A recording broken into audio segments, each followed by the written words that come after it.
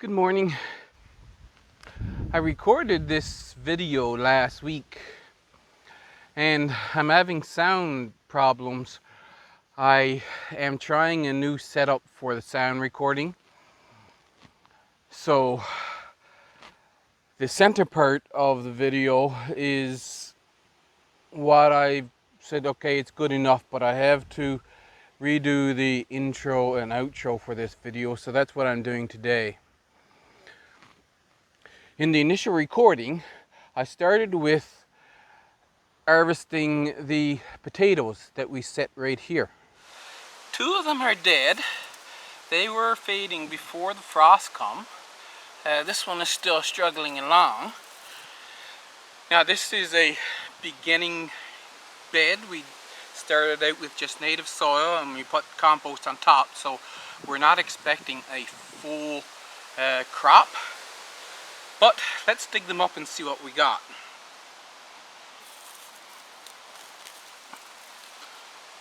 That didn't look very good. That's a nice one.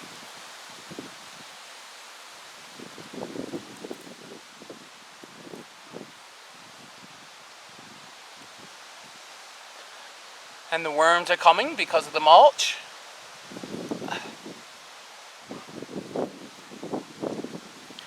These are the little ones that get missed all the time, and then the next year you have volunteer potato plants growing. I want to remove them sticks out of my way.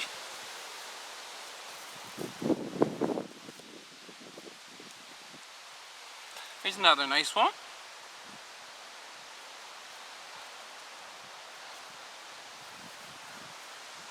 Oh, that's rock.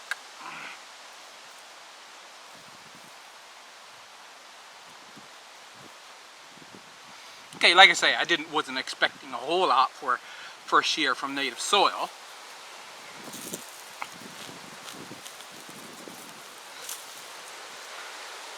Look like this one might be better. You got that one, and that one.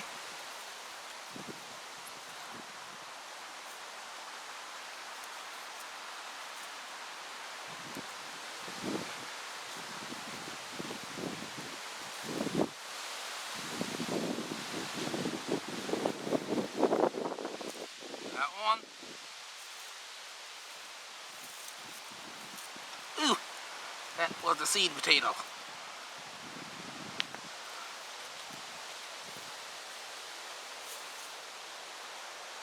I didn't find the seed potato on the other one. Now I've got to go around so I can reach that one over there.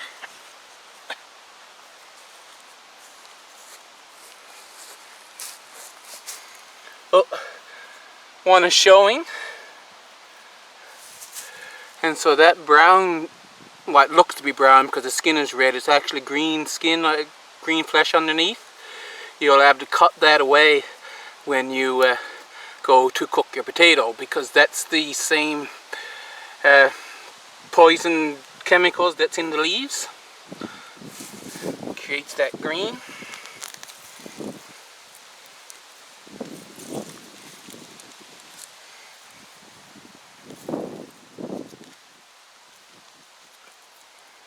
I mean, nice potato.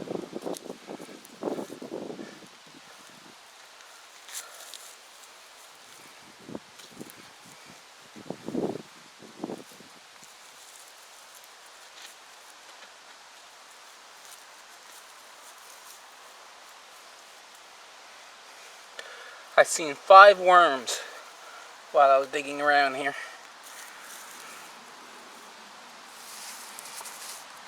We'll weigh them. So remember, we had 3 plants, 9 nice potatoes, and we took out a few little tiny ones. This bucket weighs almost nothing. I was doing some research on this a couple years ago now, and they were saying that a pound per plant is a average yield. And if you look at this, we've got 2 pounds. So for native soil with just your 2 inches of compost first time, that is good.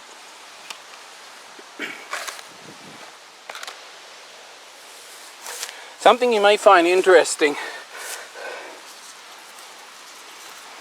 A few years ago, a plant popped up in my garden, and I thought it was a sunflower. Now remember, we put black oil sunflowers plants there. This is a black oil sunflower, along with this one and that one. This is not a sunflower.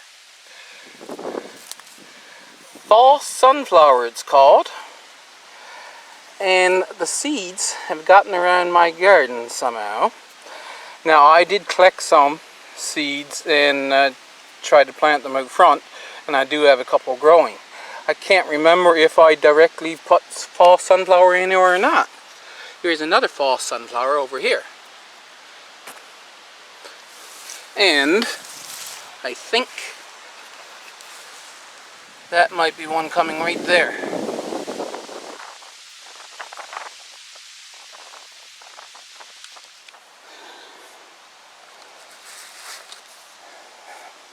This is what I've thought about. As a beginner gardener, people might tell you, well, you can't grow this here, you can't grow that here. This is 42 days. A couple nights ago we had a frost. It didn't kill this plant. This plant is still alive. Now we're forecast some more summer weather. I don't know if it'll put out flowers or no. It is yellowed a bit.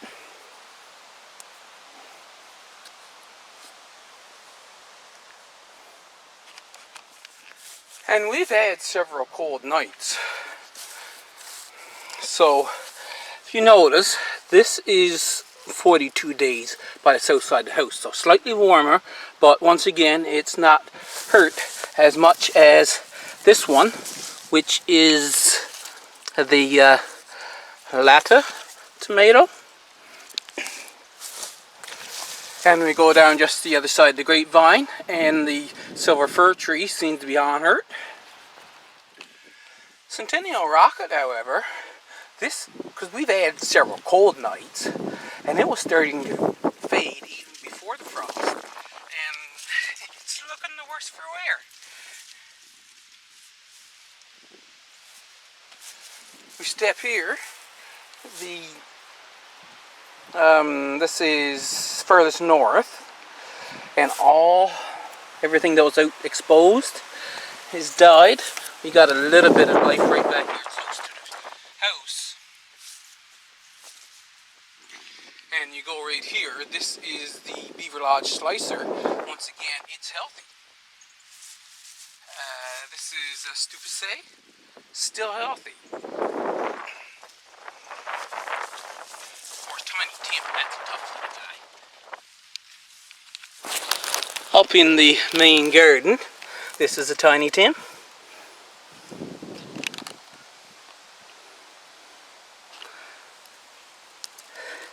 And it's faring along pretty good. And this is the furthest north, which most of the green leaves that you see here is weeds. The tomato plant is basically dead. I'm going to be picking all of the tomatoes that's left in the next couple of days. Here though is an example. Cucumbers. Once it gets down below about 5 degrees Celsius, they're starting to fret. And this one was fading even before the frost come, and when the frost come, it just done it in. These brown leaves are Dill's Atlantic Giant. They're growing out across the meadow, so that's why all the grass is up among them. Over here, you would think cucumbers died, one squash died, you'd think they all would. But this is white scallop squash, and it's on Earth, right beside the Atlantic giant, which got fried with the frost. Right here, fine, perfectly fine. I mean, it's getting along in the season, that's why the little brown specks, but as for the cold weather, never heard it. Now this is what I'm talking about, and I think I mentioned in the last video, Shedwars video, about selecting the right varieties for your growing conditions. I have several varieties of tomatoes, and last year I had one planted in here that survived 6 light frost before a heavier frost killed it. Now I was thinking a couple of days ago that here it's really humid, and sometimes when gardeners get caught with their a early frost, they get out and they spray their plants before the sun gets to them, and that will save them. And maybe the high humidity here can help with the tomatoes surviving the first light frost, because we get a maritime climate. We get several light frosts before we actually get a real killing frost. And the same thing with these. Now this is my first year actually growing Morton early, but I was surprised to see that the cucumbers here were fading in just the cold weather before we got any frost. There are several types of cucumbers that will actually survive light frost. So if there's a type of crop that you want to grow, and the locals tell you, or somebody far away for that matter tells you that you can't grow it there, do your homework, do your research. There may be a variety of that crop that you can grow. I hope you enjoyed the video. Please leave a comment, and I'll see you in the next one.